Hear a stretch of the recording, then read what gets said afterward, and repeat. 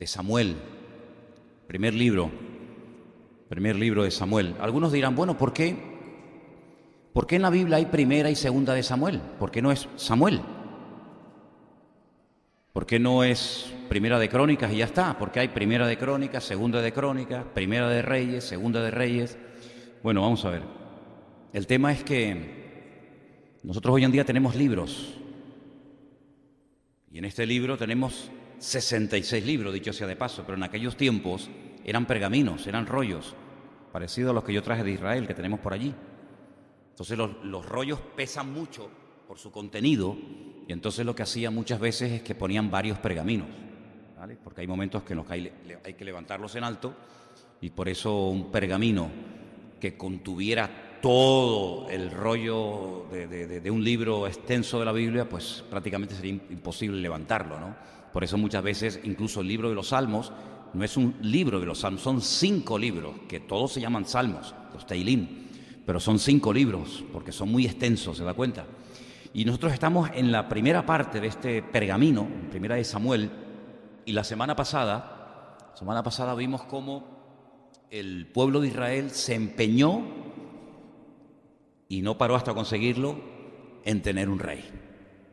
Y el título del mensaje de hoy es Saúl, un sueño roto. ¿Lo puede decir conmigo? Saúl, un sueño roto. Quiero que cierres tus ojos un momento, vamos a orar. Vamos a pedirle al Señor que en esta tarde la palabra que voy a compartir con ustedes sea de bendición para todos. Y bueno, me decían hace un rato que hay gente que está viendo el culto, por supuesto en directo, y también Elena, a la cual le mandamos un saludo, que está viendo el culto, con Miriam, con Armandito y seguramente con más gente también. Les mandamos un saludo. Y te damos muchas gracias, Señor, por el privilegio que nos das ahora de abrir tu palabra y estudiarla. Y pedimos, como hemos cantado, que abras nuestros ojos para que podamos descubrir el mensaje que tú tienes para cada uno de nosotros en el día de hoy, Señor. Quita todo estorbo, quita todo impedimento y que podamos disfrutar de esta exposición de tu palabra y que salgamos de aquí fortalecidos, renovados en la fe. Y te damos gracias porque sabemos que tu Espíritu Santo va a hablar hoy a nuestras vidas y pedimos que estemos atentos a lo que tú nos quieras compartir. Te lo pedimos todo en el nombre bendito de Jesús. Amén. Primera de Samuel, capítulo 13. Vamos a estar leyendo unos versículos de este hermoso capítulo. Repito, Primera de Samuel, capítulo 13. Vamos a arrancar a partir del versículo 1. Dice así la palabra del Señor. Tome nota y fíjese en los detalles y en los datos que vamos a encontrar en la lectura. Había reinado Saúl ya 1 año, y cuando hubo reinado 2 años sobre Israel, escogió luego a 3,000 hombres de Israel, de los cuales estaban con Saúl 2,000 en Micmas y en el monte de Betel, y 1,000 estaban con Jonatán en Gabaa de Benjamín, y envió al resto del pueblo, cada uno a sus tiendas. Jonatán atacó a la guarnición de los filisteos que había en el collado, y lo oyeron los filisteos. E hizo Saúl tocar trompeta por todo el país, diciendo: oigan los hebreos. Y todo Israel oyó que se decía: Saúl ha atacado a la guarnición de los filisteos, y también que Israel se había hecho abominable a los filisteos. Y se juntó el pueblo en pos de Saúl en Gilgal.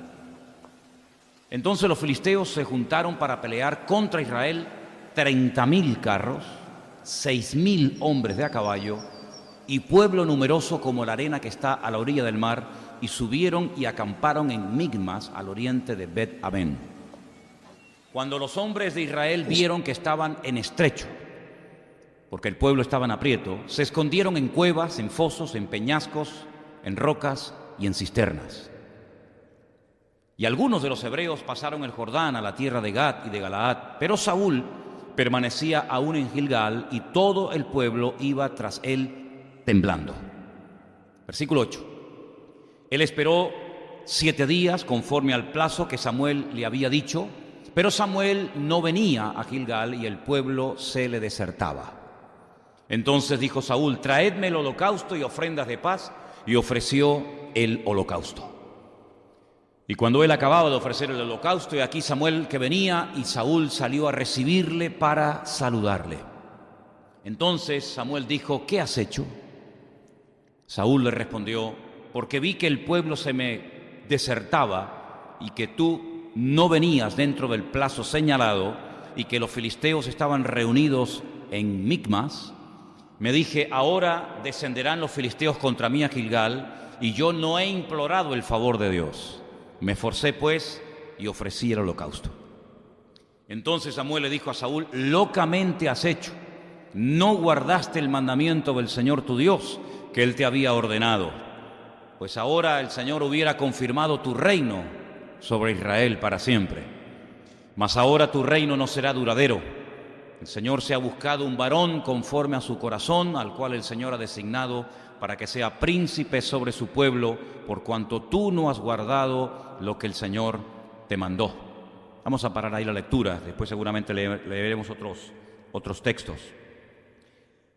En la vida hay leyes que tienen que ver con la física, con la química, con un montón de apartados diferentes de la vida. Y en el mundo espiritual, en el reino espiritual, también hay leyes, y tienes que conocerlas, las leyes del reino. Una de las leyes del reino de Dios es que lo que siembras recoges. Esa es una ley incuestionable. Otra ley del reino dice que lo que siembras es lo que cosechas, y cuanto más siembres, más vas a cosechar. Pues hay una ley en el reino que tiene que ver con la bendición y al mismo tiempo con el pecado. ¿Qué viene detrás de una bendición?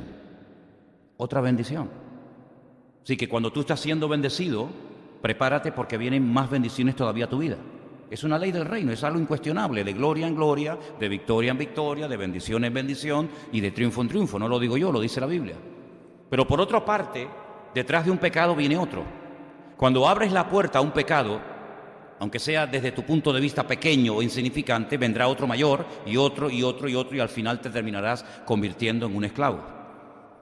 Desde que hemos empezado a hablar de Primera de Samuel, ustedes han podido comprobar de que el pueblo no levanta cabeza, ni con Samuel ni después con el rey.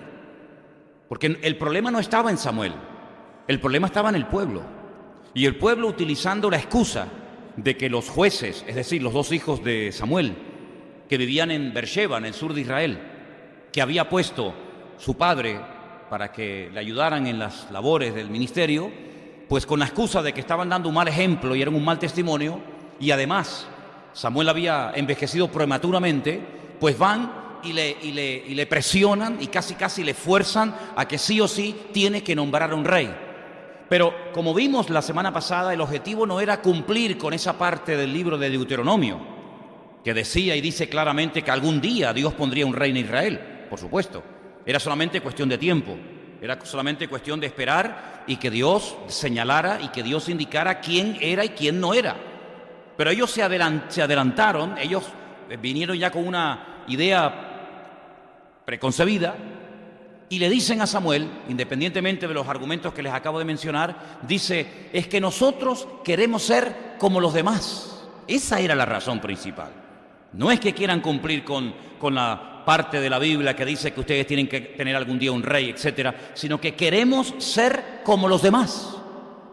Y cuando uno quiere ser como los demás, porque no tiene su identidad como creyente clara, ese deseo de querer ser como los demás, tarde o temprano te pasa una factura muy elevada. Saúl empezó aparentemente muy bien, no desde el punto de vista de Dios, sino desde el punto de vista del pueblo. Total, ya salimos con la nuestra. Es como el niño que se encapricha con algo y se lo das y ya se tranquiliza. Ya tenían su rey. Pero Saúl, con el paso del tiempo, fue revelando realmente lo que él era.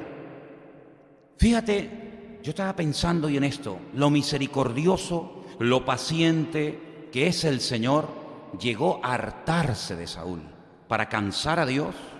¿Cómo tenía que ser este personaje? Porque yo les puedo cansar a ustedes me pueden cansar a mí, pero que Dios se canse y que llega al punto de decirle a Samuel: no ores más por él. ¿Habéis leído ese versículo? Pues Señor, si tú nos mandas a orar los unos por los otros, pues yo te digo que por este no ores más. No hay nada que hacer. Es un desobediente, es un rebelde. No ores más por él, porque si oras, no te voy a oír. Eso se lo decía el Señor a Samuel.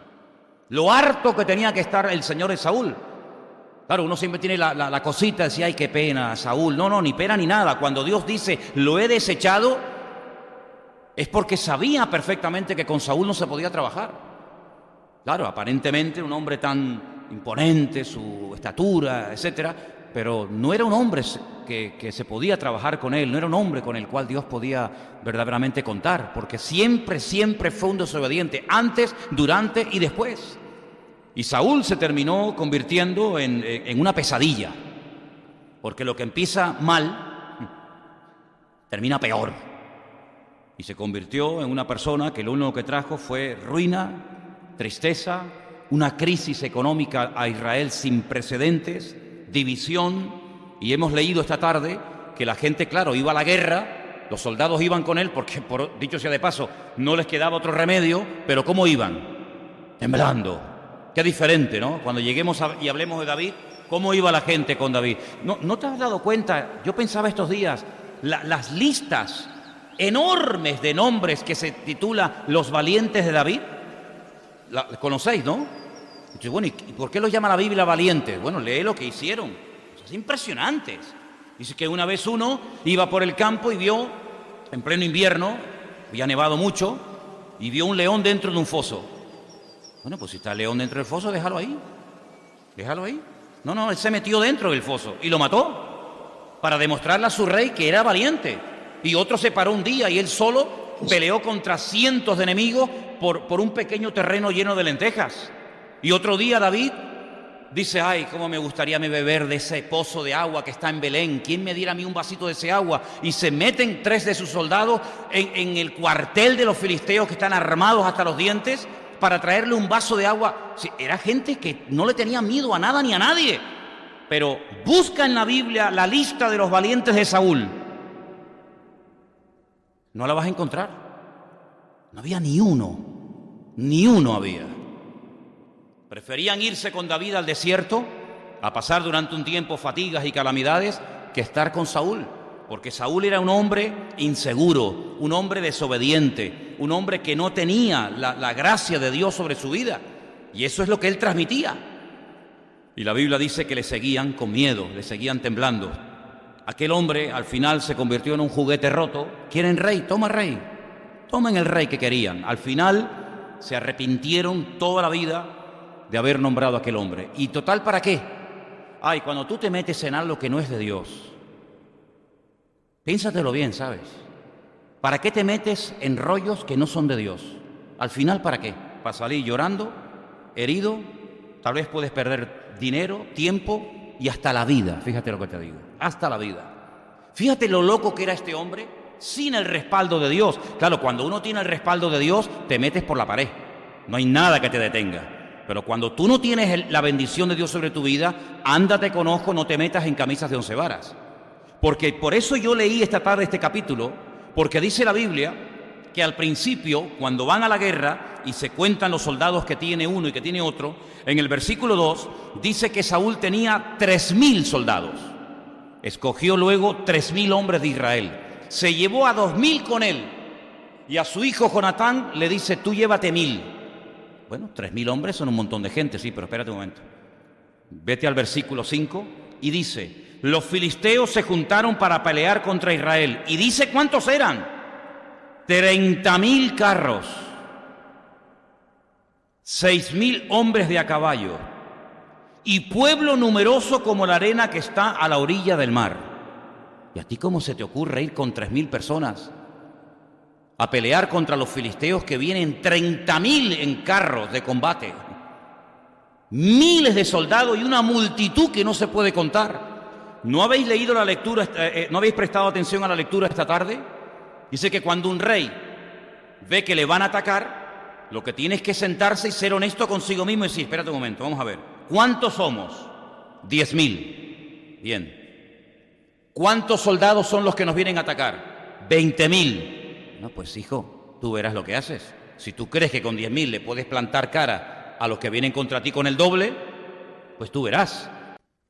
Pero si no, llega a un acuerdo con él, ríndete, manda mensajeros para que no termines perdiendo tú y todos tus soldados la vida. Este no lo hace, este ni consulta. ¿Ustedes ven que consultó con el Señor?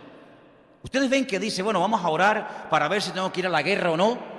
David, cada vez que iba a la batalla, siempre consultaba previamente con el Señor. Señor, ¿voy o me quedo? ¿Les ataco o me quedo en casa? Saúl nunca consultó con Dios. Y así le fue, y así terminó. Se lanza a la batalla con 3.000 soldados. Vienen miles de soldados contra él, pero él no piensa en eso. Una desproporción tremenda.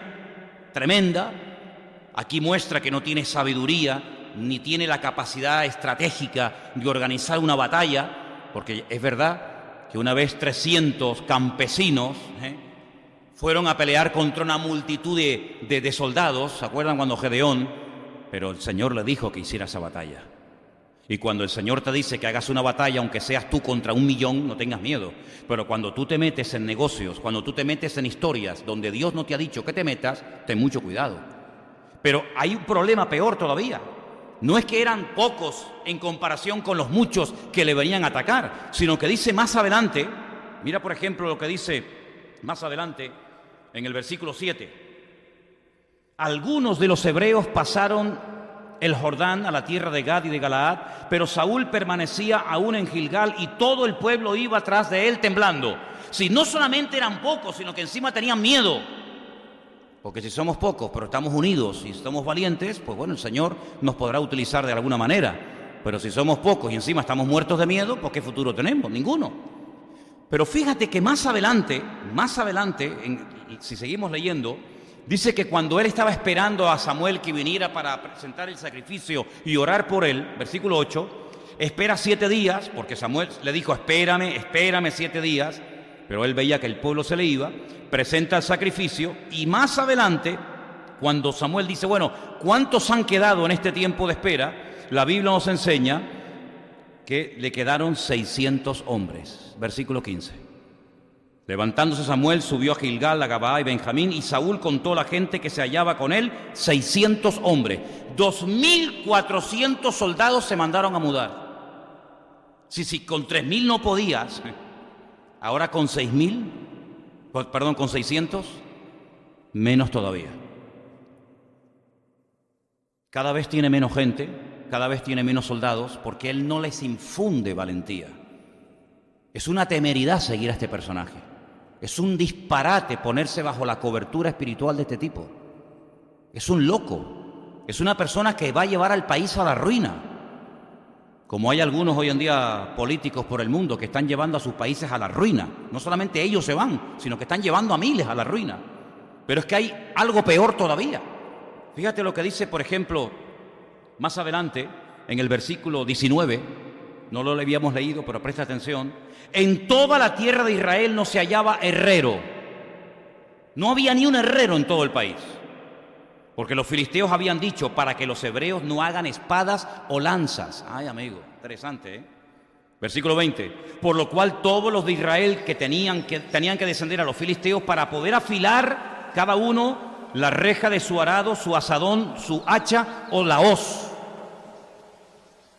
Y el precio era de un pin, una locura, un disparate. Por las rejas de arado y por los asadones, y la tercera parte de un ciclo para afilar las hachas y componer las aguijadas. Así aconteció, escucha, que en el día de la batalla no se halló espada ni lanza en ninguno del pueblo que estaba con Saúl y Jonatán, excepto Saúl y Jonatán su hijo, que las tenían. Pocos, asustados, divididos y desarmados. Bueno, una de dos, o este hombre tiene una fe impresionante que le va a dar una lección al mundo de cómo se puede hacer una batalla solamente con el respaldo divino, o es un loco que no sabe dónde se ha metido. Lamentablemente es la segunda postura, la segunda opinión. Es una persona que no sabe dónde se está metiendo, es una persona que lo que va a traer es ruina. No te juntes con gente que no tiene la bendición de Dios. Escúchame bien lo que te digo, apúntame eso ahí. Hay gente que no tiene la bendición de Dios en su vida. Están llenos de deudas, de problemas, de enfermedades, de líos, de que si el marido, que si la mujer, que si me duele aquí. No te juntes con gente así, mija. Júntate con gente que te pueda bendecir. ¿Por qué la gente iba a donde estaba Cristo? Porque Cristo era una persona que sanaba a los enfermos, que echaba fuera a los endemoniados, una persona que transmitía esperanza. Pero ¿para qué te vas a juntar con una persona que está peor que tú? ¿Para qué te vas a juntar con un criticón, con un deprimido, con un amargado? ¿Para qué? Para que corras el peligro de que puedas terminar perdiendo lo poco o lo mucho que tú dices que tienes. Júntate con alguien que te pueda bendecir. No tiene el mundo un refrán que dice, y ustedes lo saben mejor que yo, el que a buen árbol se arrima, buena sombra le cobija, ¿no? Pues la Biblia dice, anda con sabios y sabio serás. ¿Cómo es tu vida? Pues claro, yo no fui a la iglesia porque me convenció a mí ningún pastor. Que a mí no me interesaba nada de ustedes, ni Biblia, ni pastores, ni nada. A mí lo que me llamó la atención es que yo vi gente que entraba destrozada y salía bendecida.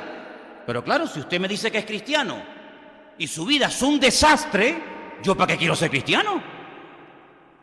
Si usted está todo el día deprimido, amargado, con problemas, con follones, que la hija no sé qué, que el marido se le fue con otra, que me duele la espalda, que me duele no sé qué, digo, ¿y ese es tu Dios?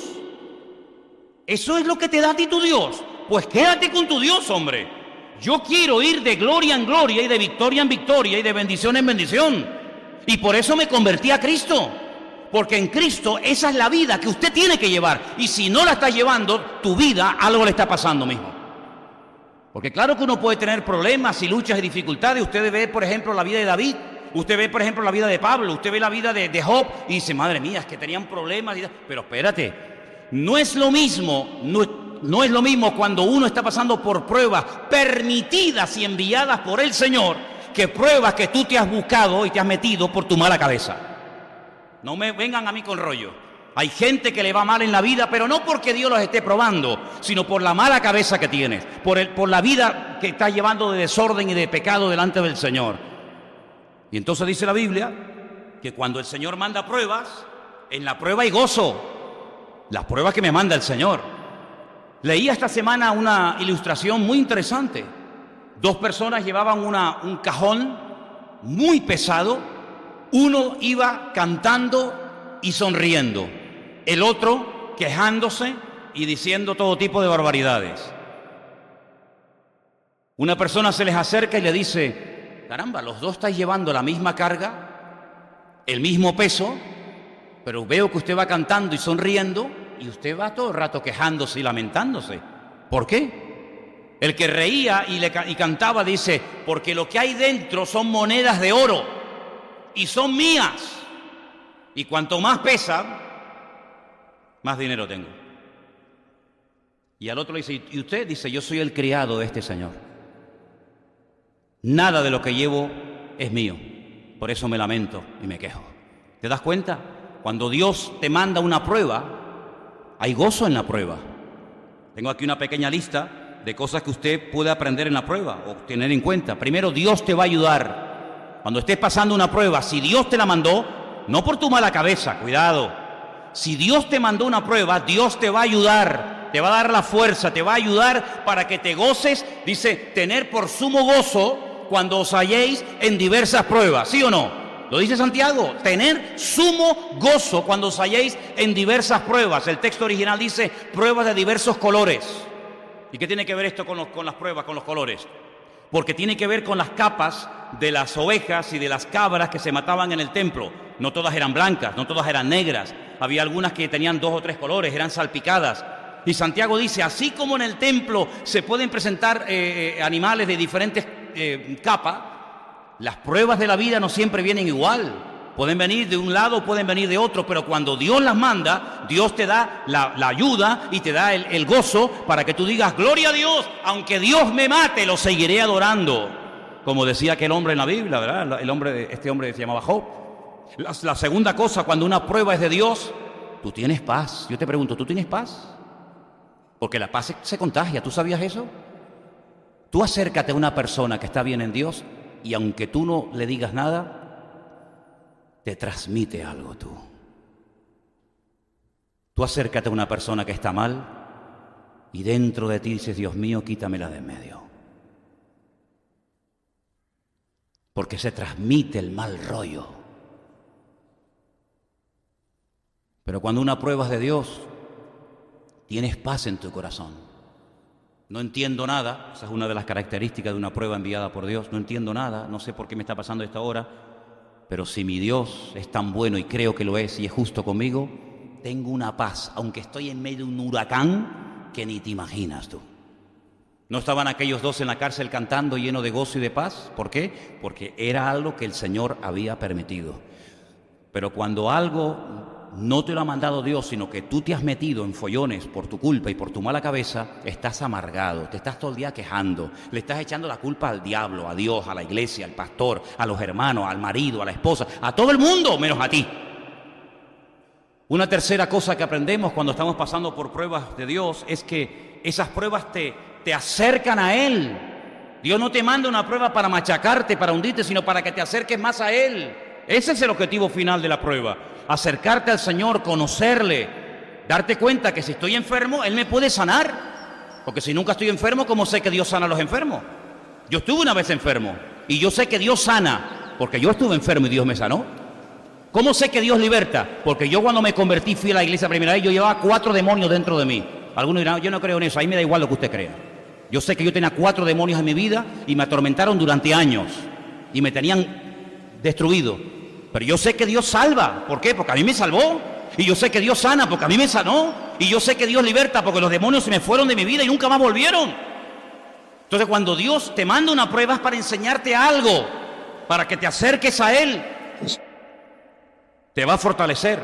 Cuarta lección que aprendemos de las pruebas, te va a fortalecer. Vas a estar en la prueba y después de la prueba fortalecido en el Señor. Vas a estar mejor que antes. Y finalmente te va a enseñar cosas importantes, porque las cosas que se aprenden con lágrimas y sufriendo no se olvidan nunca en la vida, nunca en la vida.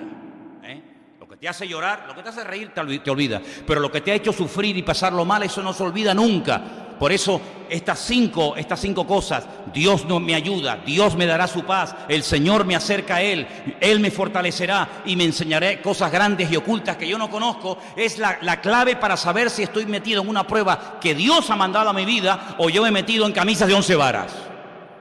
Por eso, hermanos queridos, este hombre Saúl fue una pérdida de tiempo. Quieren rey, toman rey, pero ustedes que lo han pedido, al final se van a terminar hartando de él. Y terminó la gente agobiada.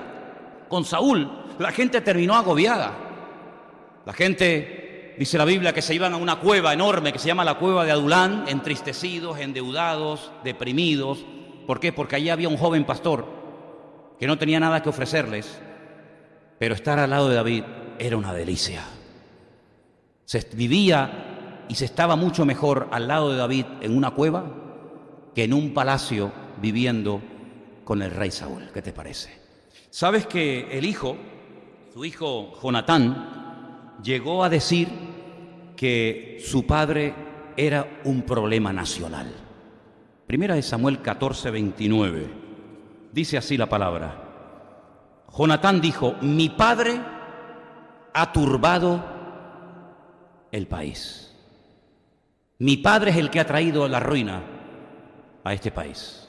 El propio hijo, no es un enemigo el que está hablando, es su propio hijo, el príncipe de Israel, Jonatán, reconoce que el país está tan mal, la gente está tan hundida por culpa de su propio padre. Ahora, lo que me llama la atención es que el rey que el Señor iba a poner, que era David, el que tenía que haber sido el primero y no el segundo, no era perfecto, ¿verdad? David no era una persona perfecta. ¿Hay alguna persona perfecta esta tarde aquí entre nosotros? Pues no. Hay 2 versículos en la Biblia que nos dice lo que sí es perfecto. Escucha este versículo, Salmo 19:7. Escucha bien.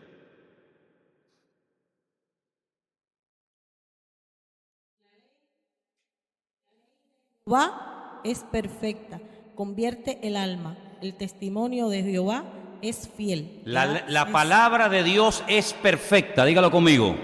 La palabra de Dios es perfecta, no le falta nada, no hay que quitarle ni hay que añadirle. Es perfecta. La Biblia es perfecta. La mires como la mires. Es un libro perfecto. Por eso es el único libro que lo puedes estar leyendo 50 años todos los días y no te cansa y no te aburre. Cómprate un libro. Cuando se salió los libros estos del Harry Potter, ¿os acordáis? Toda la gente venga a leer los libros. ¿Quién lee los libros de Harry Potter hoy en día? Nadie. ¿Tú serías capaz de leerte 50 años seguidos todos los días el Quijote? ¿Quién se lee el tocho ese? Yo creo que ni Cervantes se lo leyó. Todos los libros aburren, toda la literatura es cansina. Termina diciendo, yo ya lo leí, ya lo sé. El famoso libro Los Miserables, ¿os acordáis? El Conde de Montecristo. Sí. Léetelo todos los días durante 50 años. ¿Quién se lee eso? La Biblia la puedes leer por la tarde, por la mañana, por la noche, todos los días de tu vida y siempre tiene algo nuevo. Estaba sacando cuentas el otro día. Yo salí de la escuela bíblica el 31 de mayo de 1981. ¿Cuántos años hace que estoy en el ministerio? 31 de mayo de 1981 me gradué. Estuve un año en la mili y quité ese año. ¿Cuánto he estado en el ministerio? 37 años predicando todas las semanas la palabra de Dios. ¿Y no te cansa? No, al contrario. Ahora es cuando recién estoy comenzando a descubrir cosas de la Biblia. Ahora es cuando estoy diciendo, madre mía, ahora estoy descubriendo esto y aquello. ¿Qué te parece? Claro, no voy a durar otros 37 años, yo creo, ¿no? Pero no aburre la Biblia, es perfecta. Y hay otra cosa que también es perfecta. Romanos 12:2. ¿Qué dice? Sonia, por favor. No os conforméis a este siglo, sino transformaos por medio de la renovación de vuestro entendimiento, para que comprobéis cuál sea la buena voluntad de Dios, agradable y perfecta. La voluntad de Dios es perfecta. ¿Cuántos lo creen? Pero David no era perfecto, pero era el hombre que Dios quería que fuera el rey de Israel. Tenía defectos, claro, por supuesto, pero Dios también iba a tratar con él. Y a través de él Dios iba a tratar con el pueblo. Pero es que David, a pesar de que tenía problemas como todos los seres humanos tenemos, era un hombre moldeable, era un hombre que se podía usar, era un hombre que estaba dispuesto a ser tratado, cambiado, moldeado, etc. Pero es que Saúl era imposible. Le decías una cosa y hacía todo lo contrario, y luego se justificaba, nunca pedía perdón, nunca reconocía que había pecado, incluso proyectaba, le echaba la culpa a los demás, diciendo, no, yo no soy, es que el pueblo, es que yo no fui, es que fue fulanito. ¿Cómo se puede trabajar con un hombre así? Por eso el Señor lo descartó, lo desechó. ¿Pero cuándo lo descartó? A los 20 años de estar como rey. No, que va, fíjate. Mira lo que dice, por ejemplo, estamos en 1 de Samuel, ¿verdad? Seguimos en 1 de Samuel, en el año segundo de su reinado, ¿sí? En el año segundo de su reinado, ustedes pueden leer todo el capítulo 13 de 1 de Samuel, y la Biblia nos enseña que en el segundo año de su reinado, ya el Señor dijo, con este hombre no se puede trabajar. No hace falta mucho tiempo para descubrir una persona, ¿te das cuenta de eso? No hace falta mucho tiempo, y para Dios imagínate, ¿no?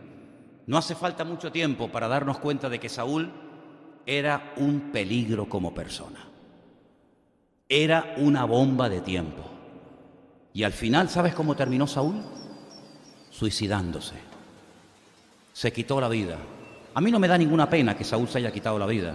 Tú te lo buscaste, allá tú. A mí lo que me da mucha pena es que gente inocente, como por ejemplo Jonatán, que era una buena persona, el día que mataron a su padre, también lo mataron a él. Pero días antes, si tú te das cuenta, había hecho un pacto con David, su íntimo amigo. Dice que salen al campo y Jonatán reconoce que él no va a ser el rey. Eso es un acto de humildad tremendo, ¿eh? Si mi padre es el rey, cuando él muera yo seré el siguiente rey. Pero él es honesto, él sabe que él no va a ser el rey de Israel, porque el que Dios ha escogido es a su íntimo amigo David. ¿Y qué es lo que hacen íntimos amigos en el campo?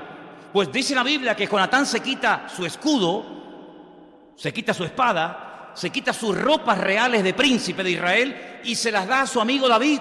Y David se quita sus ropas de pastor y viste Jonatán como un pastor y viste a David como un príncipe. Y dice que hicieron un pacto. Dice que cortaron, sí, se cortaron y se unieron las sangres y se prometieron fidelidad hasta la muerte. Dice, yo sé que cuando tú seas rey, yo seré el segundo en el reino, yo seré tu mano derecha, ten misericordia de mi descendencia. Pero la Biblia nos enseña que Jonatán también murió. Y a David le dolió muchísimo en el alma, en el corazón, cuando su amigo Jonatán muere y comienza a pegar gritos y a decir: Jonatán, Jonatán, amigo mío, que tu amor me fue más dulce que el de las mismas mujeres, ¿verdad? Y es una tragedia, ¿no? Pero David era un hombre de palabra. David había hecho un pacto con este amigo de él, al cual amaba. Y dice la Biblia que años más tarde, cuando él ya es rey de Israel, y él dice: oye, ¿hay algún superviviente? ¿Queda alguien con vida de la casa de Saúl o todos han muerto? Y le dicen: no, hay un tal Mefiboset que vive en Lo-Dabar. Lo en hebreo es no, Dabar es palabra. Un lugar donde no hay palabra, donde no hay futuro, donde no hay esperanza. Vive en Lo-Dabar. Y dice: llámenlo. Y cuando viene no puede caminar porque dice que está lisiado de los pies porque cuando era niño cayó. Qué triste es cuando uno cae y después no sabe levantarse, ¿verdad? Porque hay algunos que se han caído y gloria a Dios se han levantado, pero hay otros que se han caído y todavía no han aprendido a levantarse. Pues en la vida la grandeza no está en la caída, sino cómo uno se levanta, ¿verdad? En el nombre del Señor. Y seguramente Mefiboset venía asustado, muerto de miedo, porque pensaba que David pues iba a matarlo a él. Pero dice la Biblia que le dice: siéntate a la mesa y todos los días de tu vida comerás conmigo en la mesa, comerás como un rey. Yo cuidaré de ti y todas las tierras que eran de tu padre yo te las devolveré. Y le da un futuro y le da una esperanza. ¿Te das cuenta? ¿Te das cuenta? Anda con sabios y sabio serás, dice Proverbios en la Biblia. Es decir, con Saúl, ¿qué había? Muerte, crisis, pobreza, miseria, un desastre. Sin embargo, con David había presente y había futuro. Y hoy en día es exactamente igual. Claro, los nombres han cambiado, los lugares han cambiado, pero dime, ¿cómo te va a ti la vida? Dime, ¿qué tienes hoy a ti que sea atractivo para nosotros? Dime, si tuvieras la oportunidad de subir aquí arriba y decir: bueno, yo tengo en mi vida esto y aquello, y es lo mejor que he encontrado. ¿Saben, hermanos? La cruda realidad es que la gente está tan vacía, pero tan vacía, que no tienen nada que ofrecer. Yo oigo las conversaciones de los que se juntan aquí en el bar. Tuvieron que volver a abrir este bar de aquí al lado el domingo porque los hombres no sabían lo que hacer un domingo a la tarde. ¡Qué tristeza no saber qué hacer! Tener que disfrazarme y hacer el idiota y tener que estar toda la santa noche sin dormir y llegar borracho vomitando por las calles para decir que me he divertido. Pero tengo que llegar a eso para poder decir: me va de miedo la vida. ¿Pero qué de miedo te va la vida? No tienes trabajo, no tienes ropa, no tienes nada, estás totalmente hundido. Sin embargo, cuando uno viene al Señor Jesucristo, el Señor te transforma. Lo primero que te cambia es tu lamento en baile, dice la Biblia. Eso es lo que dice la Biblia. El Señor te libera de complejos, de ataduras, de miedos, de preocupaciones. Vives en paz, duermes en paz, compartes la paz del Señor. El bien y la misericordia te seguirán todos los días de tu vida, dice la Biblia. Todo te sienta bien. Ay, que no, yo garbanzo no porque me sientan mal. Lechuga no. Cuando estás en Cristo todo te sienta bien, todo te gusta. ¿Sí o no? Todo te gusta. La noche me encanta, el día me encanta, el frío una pasada, el verano mejor todavía. Al monte, a la playa, con bicho, sin bicho. Te gozas de la vida. No tienes que tener 50 cosas para sentirte a gusto, sino que, como me ha pasado a mí, durmiendo en un coche con un polvorón, muchas veces viajando por la península, con un polvorón y sin un duro en el bolsillo, durmiendo en el coche con la nieve fuera de mi coche, el más feliz del mundo, porque estaba sirviendo al Señor. Pero sin embargo ves a gente que tiene y no tienen nada. Son tan pobres que lo único que tienen son cosas y dinero. Sin embargo, el creyente, el que ha nacido de nuevo, su vida es una aventura. No hay 2 días iguales, no hay aburrimiento. Yo no entiendo cómo hay gente que se aburre. Claro, por eso pecan tanto, porque como están aburridos tienen tiempo para pecar. Yo es que no tengo tiempo para pecar. No tengo tiempo para pecar. David, cuando tuvo tiempo para pecar, mira cómo pecó. Pero cuando tú estás ocupado en las cosas del Señor, cuando estás llevando un estudio de la palabra sistemático en tu vida, cuando estás metido en las cosas del Señor, caerán a tu lado 1000, 10.000 a tu diestra, pero tú tienes una bendición del Señor permanentemente, de noche y de día. Qué tremendo cuando fui el año pasado a Galicia de vacaciones y me fui por un mercadillo donde había, un montón de hermanos que estaban allí buscándose la vida, vendiendo sus cosas, y me acercaba a un puesto y le preguntaba: ¿qué, hermano, cómo estás? Y me decía: uy, aquí tirando, no sé lo que significa. Me iba a otro puesto. ¿Qué, hermano? ¿Cómo está? Uy, fatal. Está la cosa chuchada. Está la cosa muy mal. Bueno. Me iba a otro puesto. ¿Qué tal? ¿Cómo está? Uy, tengo la artrosis. Uy, la artrosis. Y tengo además un lumbago, una ciática. Bueno, me iba a otro puesto. Y yo digo, pero estos son los cristianos. Estos son los hijos del Rey de Reyes y Señor de los Señores. Claro, después por la tarde yo fui al culto a predicarles a esos. Saqué la metralleta. Saqué la metralleta en el púlpito y lo hice un desastre allá adentro. Digo, si yo fuera mundano, si yo fuera uno del mundo, en vez de vuestro hermano en Cristo, yo no me convertía a vuestro Cristo, ni a vuestra religión, ni a vuestra Biblia en la vida, porque dais pena. Y después todos con el pescadito detrás del coche. El pescadito lo tienes que poner allí, un tiburón lo que tienes que poner allí. Menos pegatinas, menos pescadito y más vida práctica, hermano. ¿Y saben lo que le pasó a Israel? Que por precipitarse cometieron equivocaciones terribles y al final las terminaron pagando muy dura, muy caramente.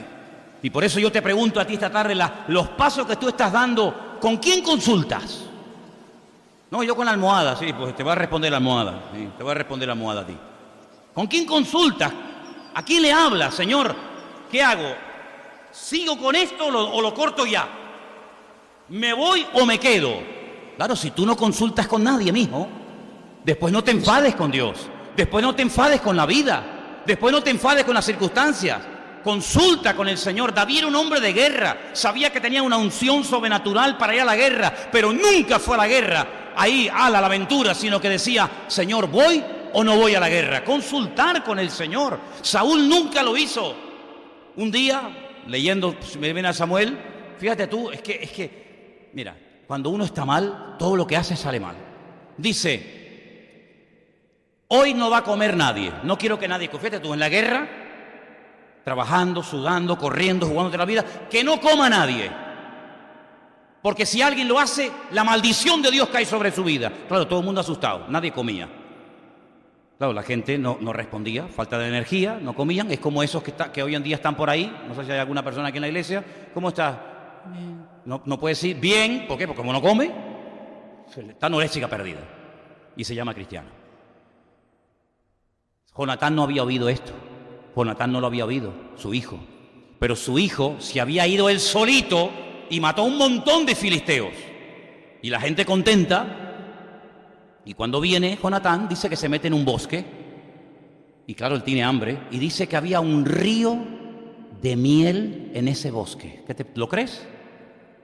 Un río de miel. Corría así la miel por todo el bosque. La Biblia dice que Israel es tierra de leche y miel. ¿Sí o no? ¿Vale? Pues Jonatán llegó, cogió miel, se mojó la boca, comió la miel y dice que se le aclaró la vista. Claro, tenía una fatiga el pobre. Y recobró fuerzas. Ay, amigo, cuando se entera el padre. ¿Quién ha quebrantado la orden de no comer? Y le dicen, ¿tu hijo comió hoy algo de miel? Dice, pues aunque sea mi hijo, lo mato. Y le dice el pueblo, ¿y tú vas a matar al hombre que hoy nos ha salvado la vida y ha matado a más filisteos en un día que tú en toda tu vida? Ni se te ocurra ponerle un dedo a tu hijo encima. Era un loco. Los locos terminan volviendo loca a la gente. ¿Cómo está la gente en países donde hay un loco? Loco perdida. Están locos perdidos la gente. Están locos. ¿Por qué? Pues están bajo la cobertura de un loco. Y lo que hay que hacer es orar para que Dios se los lleve. Ay, hermano, yo oraba para que se convirtiera. Si no se han convertido no es porque no les hayan evangelizado, sino porque se resisten al evangelio. Y si no se convierten a las buenas, Señor, llévatelo. Y no es la primera vez que ocurre eso en la Biblia. Ay, si hubieran orado así en Cuba hace muchos años, no hubieran tenido 50 años al Barbas. Si estuvieran orando así en esta línea los cristianos en Venezuela, hace muchos años que este sinvergüenza ya se hubiera marchado y no tendría el pueblo muerto de hambre. Porque a esta gente se le ha evangelizado y a esta gente se le ha hablado del Señor y esta gente sabe quién es Cristo y sabe quiénes son los evangélicos y sabe lo que es una Biblia y saben todo, pero no quieren convertirse porque han endurecido sus corazones. Y el Señor dice en su palabra que cuando te hablan y tú te endureces, el Señor te cauteriza la conciencia para que ya, como Faraón, ya no tienes oportunidad ni para el arrepentimiento, amigo. Ese es lo peor que le puede pasar a una persona. Ya ni convertirte te vas a convertir. Y por eso cuando Saúl se muere, cuando Saúl se quita la vida, el pueblo cobra aliento y dice, por fin se nos quitó este cáncer de encima. Y se acabó y empezó el pueblo una era, una etapa nueva de frescura, de alegría. Mira lo primero que hace David, trae el arca. ¿Tú crees que Saúl preguntó alguna vez dónde estaba el arca? A él no le importaba dónde estaba el arca del Señor. David le enseña al pueblo a danzar. Comienza a fabricar un montón de instrumentos musicales que no existían, pero oraba, Dios le daba sabiduría e inventó un montón de instrumentos musicales de cuerda, de viento, de percusión, que hasta el día de hoy se usan en Israel. La famosa arpa de David, por ejemplo. Un hombre que trajo alegría, trajo un renuevo. Y eso es lo que tenemos que buscar en el Señor. Yo he ido a muchas reuniones de pastores. Y claro, yo cuando llegaba a muchas de esas reuniones, yo oía hablar a los pastores y yo decía, pues me habré equivocado yo de profesión o de reunión. Porque empezaban, no, tenemos muchos problemas, muchas dificultades, que no sé qué, que la dureza, que las pruebas, que esto, que aquello y el otro. No, y yo decía, pues yo estoy disfrutando de la vida. Porque poder servir al Señor... Claro que hay luchas y dificultades, pero es que en esas luchas y dificultades yo veo la mano de Dios. Si no son pruebas que vienen para hundirte y para amargarte. Si tú eres un cristiano, dice la Biblia que el gozo del Señor es tu fortaleza, ¿sí o no? ¿Tenemos un mensaje que darle al mundo, sí o no? Pues hermanos, pues el mejor mensaje que podemos dar es con tu vida y con tu testimonio. Porque mira, una de las cosas importantes de un creyente es que no depende de nada ni de nadie. ¿Sabes lo bonito que es decir, yo me levanto por la mañana y no dependo de nada ni de nadie para funcionar, sino que soy libre? Claro, eso no significa de que después de la siesta te quieras echar el cortadito, ¿no? Ya eso es una costumbre que uno ya tiene como forma parte de la esencia de uno, ¿no? Pero si no hay cortadito no pasa nada. No pasa nada. Y puedes dormir en una cama con una almohada así, en el suelo, de pie, en un coche.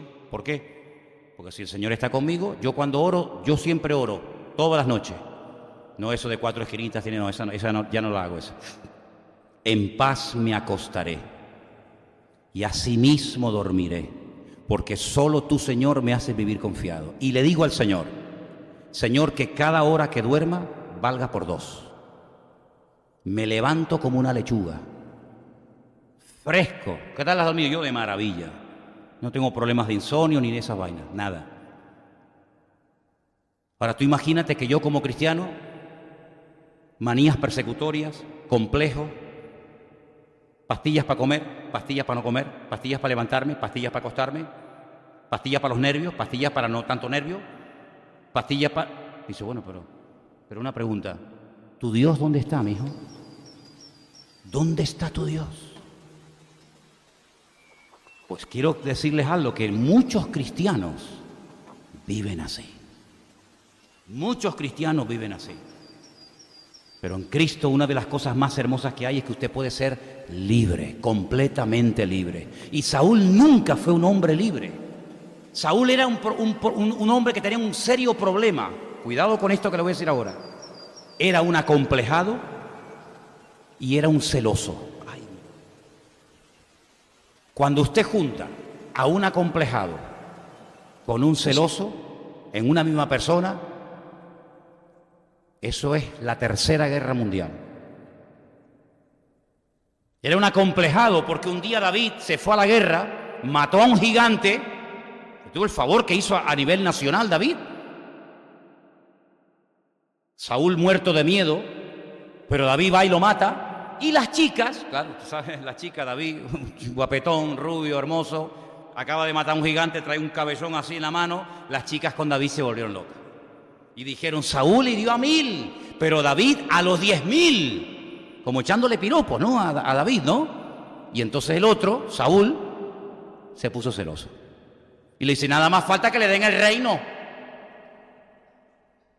Es decir, tú ni vas a la guerra porque eres un cobarde. Y encima este muchacho se juega la vida, te salva la vida, le corta la cabeza al enemigo y encima te enfadas con él y lo criticas. ¿Qué comenzó a hacer Saúl a partir de ese día? A perseguir a David con la intención de matarlo. Un acomplejado, celoso. Y los celos son muy peligrosos porque te hacen ver cosas que no existen. ¿Usted sabía eso? Persona celosa te dice, ¿con quién hablabas? ¿Yo?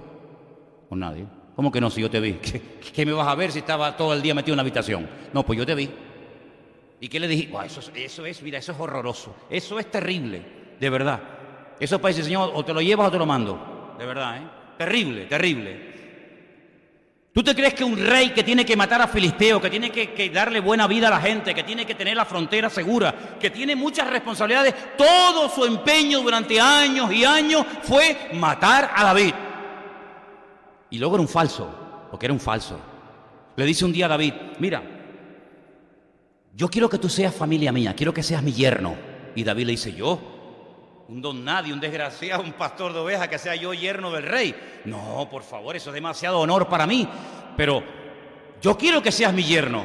Bueno, pero dime algo, es que yo no tengo nada para ofrecerle a la princesa de Israel. Que la princesa había que echarle de comer aparte también, ¿eh? Cuidado con las que se venden como princesas. Porque hay algunas que se venden como princesas que después son, vamos, madre mía, una piedra en el zapato era la princesa aquella.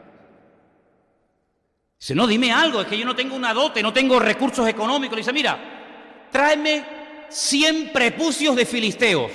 También menuda petición le hace ¿no?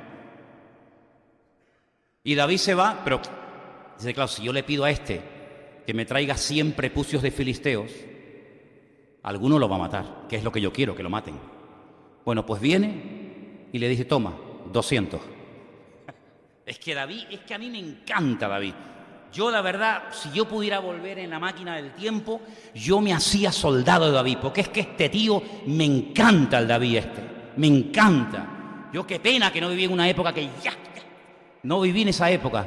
Todo tienes el amor, Dios te bendiga, hermano. A mí me hubiera gustado esa época de pim, pam, y me hubiera encantado. Pero bueno, ¿qué vamos a hacer? Le da a la mujer. Y entonces David, que era un hombre de Dios, espontáneo, campechano, el hombre quería adorar y adoraba, y el hombre quería cantar, no tenía ese miedo al ridículo, porque no era un acomplejado como el suegro, sino una persona feliz de la vida. Pues resulta que se pone a danzar por las calles de Israel, y claro, doña Mical, que era igual que el padre, porque la Biblia dice lo dice el mundo, de tal palo tal astilla, la Biblia dice tal la madre tal la hija, ¿no? Pues se queda mirando por la ventana y dice, tú chiquita, bailando ahí. Y cuando llega por la noche a la casa, Mical está con los morros. Y David dice, ¿qué te pasa? ¿No te da vergüenza haber danzado por las calles ahí, todo el mundo mirándote por las calles? Y David le dice, vergüenza a mí, vergüenza te tiene que dar a ti. A mí no me da ninguna vergüenza adorar a mi Dios. Y si crees que he hecho el ridículo, más todavía lo voy a hacer. Y dice que a partir de ese día nunca más se acostó con ella y fue viuda hasta el día de su muerte.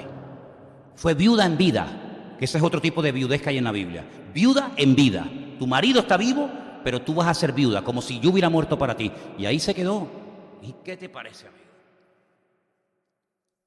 Saúl fue un juguete que se rompió al poco tiempo, porque no fue el rey puesto por el Señor. Y tú tienes que asegurarte de que las decisiones que tomes en la vida, las tomes en la voluntad del Señor. Quiero terminar diciéndote algo. Mira, cuando tú vayas a tomar una decisión de la índole que sea, sentimental, económica, familiar, en fin, de la índole que sea, como he dicho, primero, no tomes nunca una decisión, escúcheme bien, sobre todo jóvenes y todos los que están aquí, para huir de una situación. ¿Qué quieres decir con huir de una situación? Quiero decir que a veces he visto gente que se ha casado, chicos o chicas, para huir de una situación familiar que no soportan más.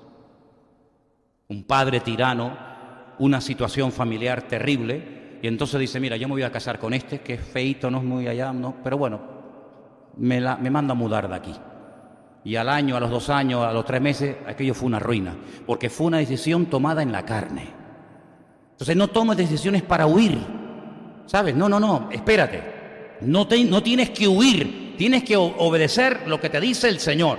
Así que nunca tomes decisiones para, mira, me están ofreciendo un trabajo en no sé qué sitio y claro, aquí estoy hecho polvo, no tengo nada, estoy fatal, venga, me voy para allá. Pero espérate un momento, que dice la Biblia que más vale bocado seco y en paz con la bendición de Dios que casa llena de provisión donde no está la bendición de Dios. ¿A ti quién te ha dicho que te vayas allí, que te van a pagar 10.000 euros por mes? ¿Quién te ha dicho?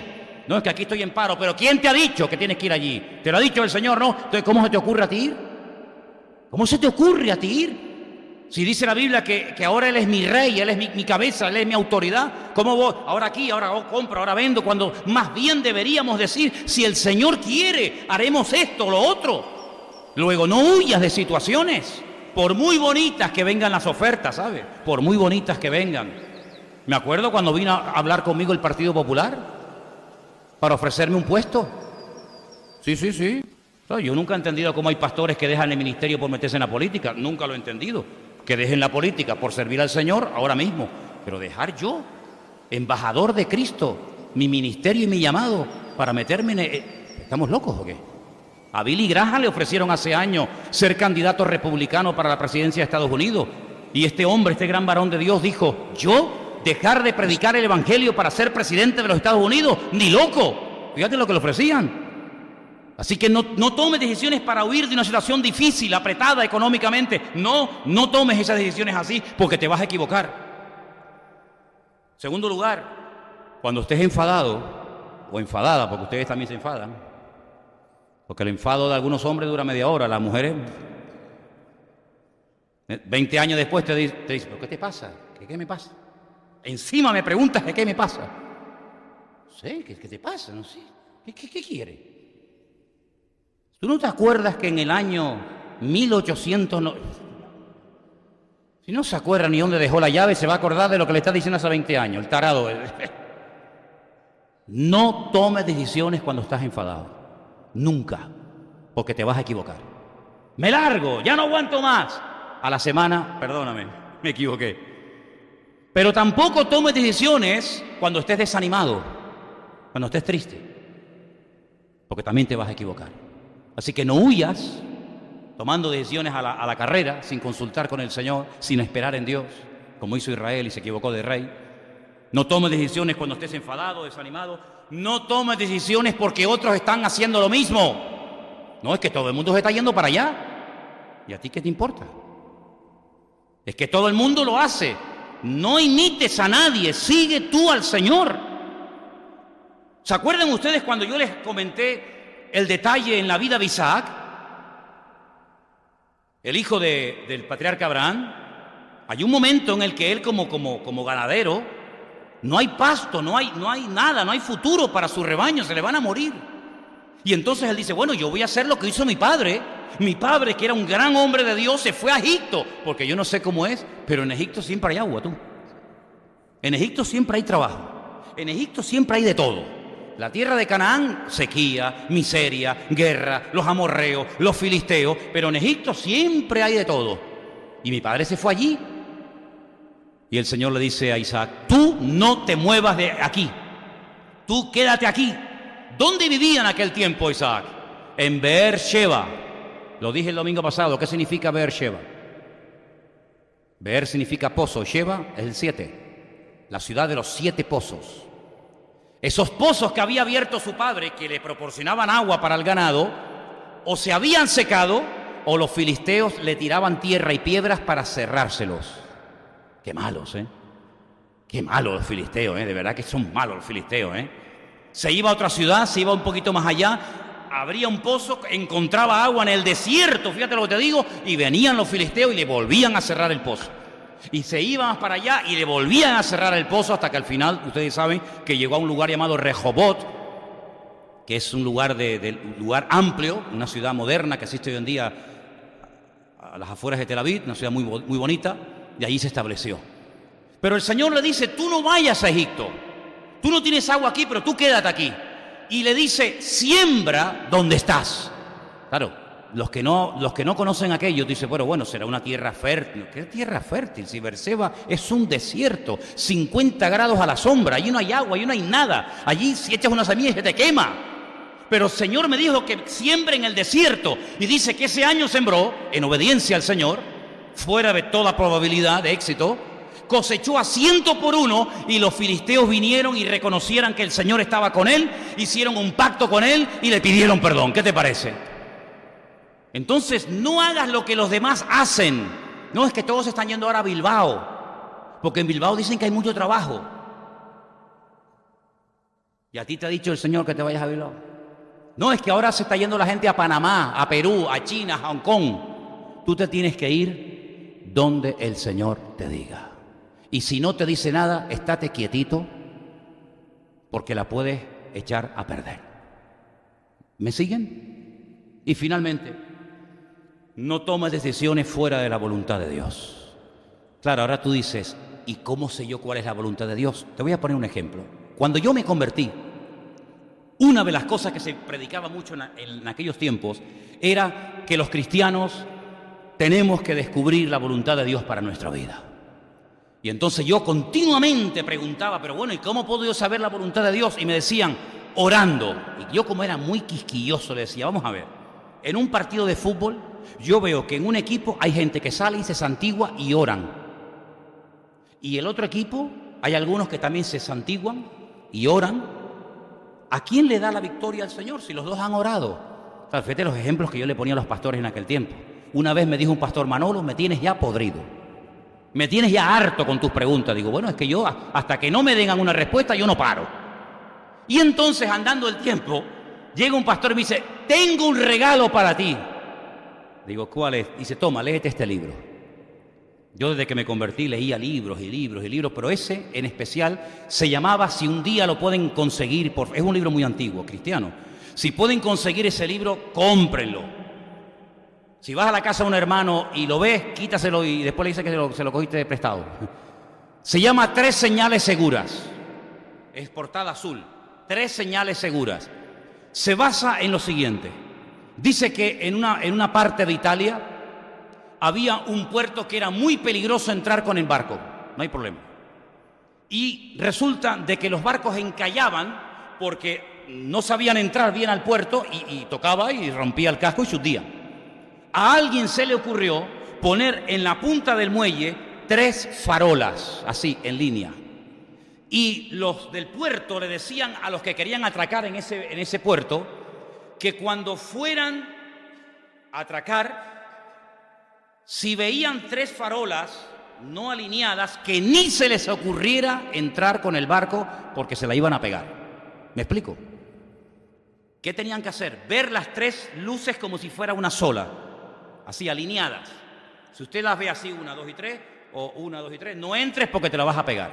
Tienes que ver las 3 luces así, en línea, como si fueran una. Y basándose en eso, que era verdad, el autor de este libro dice, hay 3 cosas en la vida de todo creyente que tienen que estar siempre alineadas para que usted pueda decir, yo estoy en la voluntad de Dios.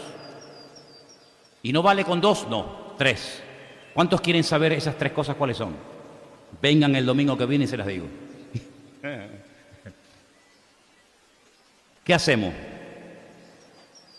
Venga, dígame otra. No. Vale, a ver, vamos, ya vamos. Los veo animados. Decía que la primera señal, la primera prueba de que estás en la voluntad de Dios es ¿qué dice sobre lo que quieres hacer la Biblia? Porque claro, tú puedes sentir, yo tengo que matar a aquel. Y el Señor dice, no matarás. Entonces no puede ser. O yo tengo... ¿Qué dice la Biblia? ¿Lo prohíbe? ¿Lo permite? ¿Es correcto? ¿No es incorrecto? Primeramente hay que ir a la palabra, al manual. No toques ese botón. Y vas y lo tocas. Bien, la Biblia no dice nada en contra de esto. ¿Qué más? Segundo, la paz en tu corazón.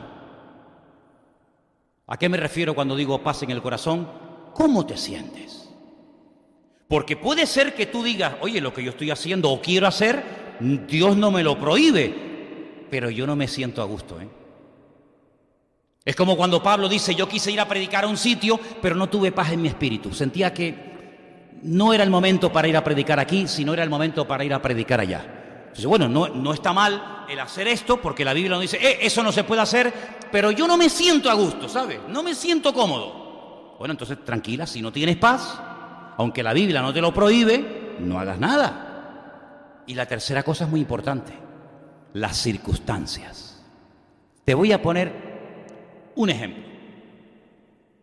Imagínate, ¿se acuerdan cuando yo les decía que en la iglesia en la que yo me convertí había un amigo mío, un joven, que estaba loco por una chica de la iglesia, pero que la chica no le hacía ni caso? ¿Es bíblico que un hombre o una mujer se enamore uno de otro? Es bíblico, es correcto, es ley de vida, ¿no? Me llega una vez una hermana y dice, hermano, tenemos que hablar, tengo un problema con mi hijo. Digo, ¿qué pasó ahora? Dice, que se enamoró de una chica. Digo, oh, gloria a Dios, hermano. Dice, pero ¿cómo dice? Yo pensaba que me iba a decir que se había enamorado de un chico. Bueno, si su hijo se enamoró de una chica, pues bueno, empezamos bien. Ahora vamos a ver de quién se trata, ¿vale? Es decir, usted está enamorado, le gusta, bien, perfecto. La Biblia no prohíbe, ¿no? Bien, perfecto. ¿Usted cómo se siente? No, yo bien, a mí todo bien. Pero una pregunta, ¿y las circunstancias se han dado? No, la verdad es que no me hace ni caso. Entonces, mijo, ¿qué hacemos? Entonces mi amigo, que decía, Manolo, yo tengo paz en mi corazón, a mí me gusta más, iba a decir María, no sé cómo se llamaba la chica, para que nadie se sienta aludida, ¿no? A mí me gusta aquella chica, en la Biblia no me dice que sea pecado, pero es que no se dan las circunstancias. ¿Saben lo que hizo? Se fue, le dijo, hermana, el Señor te dice que te tienes que casar conmigo.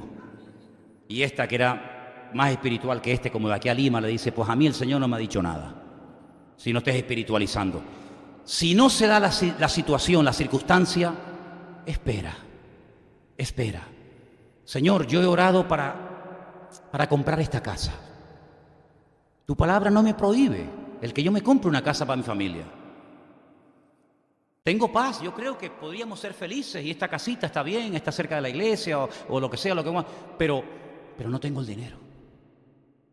Entonces, mijo, ¿la vas a comprar con la paz de tu corazón la casa? ¿La vas a comprar con fe, con amor y esperanza y vida eterna? Tendrás que tener dinero. Si no se da el dinero, puede ser que tengas el dinero, pero no tienes paz en tu corazón. Dice, oye, la podría comprar, pero no sé por qué. No sé, entro a la casa y hay algo raro. Pues entonces, si no tienes paz en tu corazón, si las circunstancias no se dan y si la palabra no te avala, no te muevas. Yo lo he puesto en práctica. En mi vida. Y te voy a poner un ejemplo y termino. No sé si Elena me está viendo todavía, pero cuando yo era soldado, un miércoles por la tarde yo salía a dar un paseo. Y paseé por un paseo marítimo allí en Cádiz, y cuando paso por una iglesia ponía Iglesia Evangélica Bautista. Y yo en mi vida había entrado en una iglesia bautista. Yo me había criado en otro contexto. Y yo dije, voy a entrar a ver cómo es una iglesia bautista. Claro, a mí me sonaba Juan el Bautista. Yo decía, no, Bautista, pero a Juan el Bautista le cortaron la cabeza. ¿Qué harán allá adentro? Entonces yo entré a la iglesia bautista, pero con ojo, a ver, ¿no? Y cuando llegué, hice un recorrido así, una panorámica, hice un plano así general. Y entonces vi una chiquita que yo dije, oye, mira las bautistas, están guapas las bautistas. Las bautistas están guapas. Las demás no, las demás eran de verdad, que el Señor las bendiga, ¿no? Pero, no, es más, te soy sincero. Pero esta chiquita bautista, digo, oye, mira qué cosa tan interesante. Me voy a hacer bautista, tú. Termina el culto, los jóvenes van a dar una vuelta y me dicen, ¿quieres dar un paseo? Digo, sí, claro, ahora mismo. Y yo me fui con los bautistas. Yo me puse al lado de la bautista. No, me voy a sentar al lado del presbiteriano, mira tú. Y entonces yo le dije, qué bien, ¿de dónde eres? No, de Galicia. Digo, qué bien, mira, yo también soy muy lejos, de Canarias. Mira tú por dónde nos venimos a conocer en Cádiz. Mira las vueltas que da la vida, ¿no? Y entonces llego el domingo otra vez a la iglesia. Yo para ir al culto. Llega para ver el culto. Y a la bautista. Por la mañana era la escuela dominical y nos dividían por clase. Y ella cuenta que cuando estábamos sentados en el banco, ella estaba sentada al lado mío, dice ella, si no pregúntele para que vea, que cuando yo leí, dice que el banco vibró. Y ella dijo, ¿qué voz tiene este chico? Y ¿te diste cuenta? Salimos otra vez a pasear y le pedí el teléfono. Fíjate tú, claro, pero sin WhatsApp, cuidado. No existía WhatsApp y tú dices, ¿cómo? ¿No existía WhatsApp? No, es que el WhatsApp no siempre... Bueno, un día te lo explicaré. El teléfono una cosa se daba vuelta, se daba así. Ustedes no saben lo que estoy hablando. Bueno, pues el Facebook, ni el que creó el Facebook había nacido. Ni el muchacho que lo inventó había nacido. No existía Facebook, nada. Ni correo electrónico, nada, hermano, nada. Teléfono y carta. Y claro, en el cuartel metían el teléfono en una caja blindada de hierro y solamente podías descolgar para coger las llamadas, pero yo sé llamar por un teléfono sin necesidad de marcar los números. Y bueno, el Ministerio de Defensa lo arruiné en llamadas que hice, ¿no? Y entonces la vi un miércoles y la vi un domingo. Pero este libro, que ahora entiendo por qué el pastor me lo regaló, empecé a ver que en la Biblia no me decía nada en contra de esto. Tenía una paz en mi corazón alucinante. Pero las circunstancias no se daban. Ella vivía en Galicia, yo estaba en Cádiz, me iba para Canarias. Y entonces oramos al Señor, pusimos una serie de pruebas y le pedí que se casara conmigo. Jamás en mi vida le puse un dedo encima a Elena en los 7 meses que estuvimos por carta y por teléfono.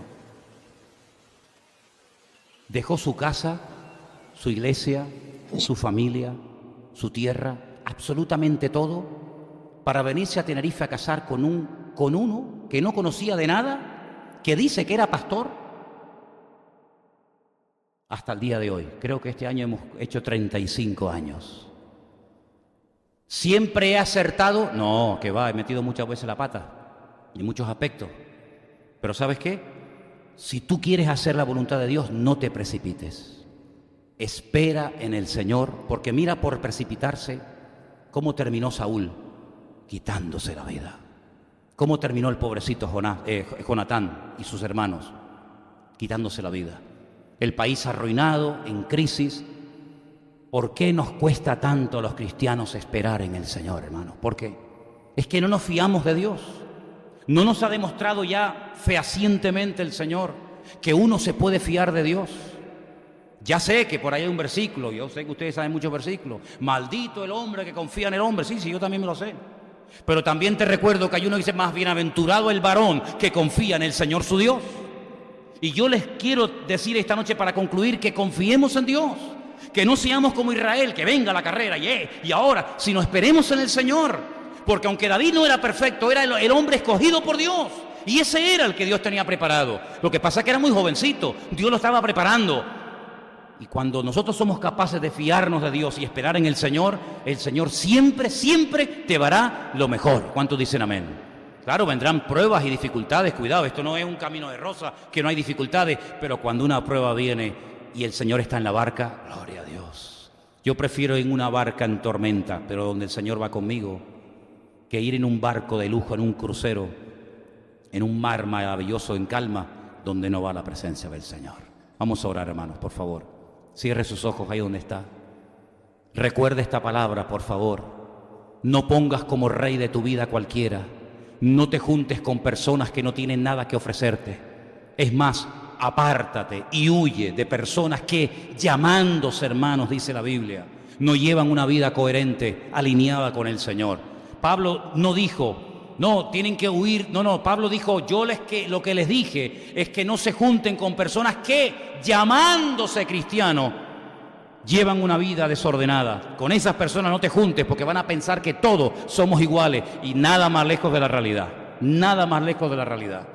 El Señor nos tiene que dar mucha luz y sabiduría y pedirle al Señor que nos ilumine para no tomar decisiones equivocadas y para que al final aquellos sueños que teníamos tan bonitos y aquellas ideas tan maravillosas se terminan convirtiendo en una pesadilla, perdiendo tiempo y energías y dinero, al final para nada, para volver otra vez a empezar de cero. Otra herida más, otra cicatriz más. ¿Qué necesidad tenemos de eso, hermano?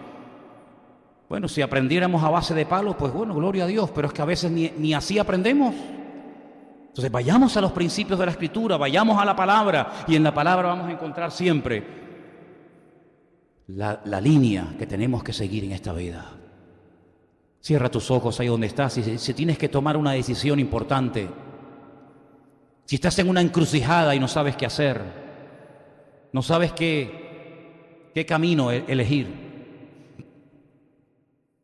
pídele esta noche al Señor: Señor, ayúdame.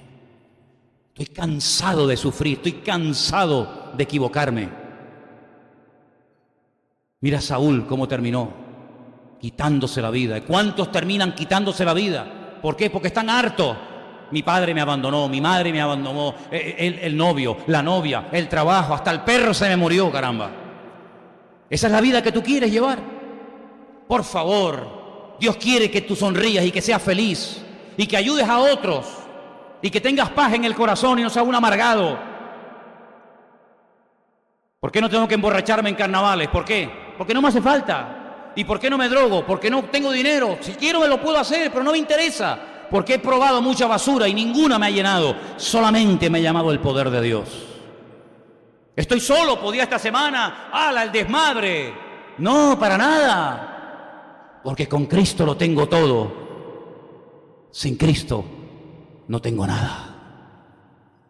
Tómate en serio tu relación con el Señor, hombre. Tómate en serio. Si no te vas a tomar en serio tu relación con el Señor, no vengas más. ¿Para qué vienes? ¿Para qué vienes?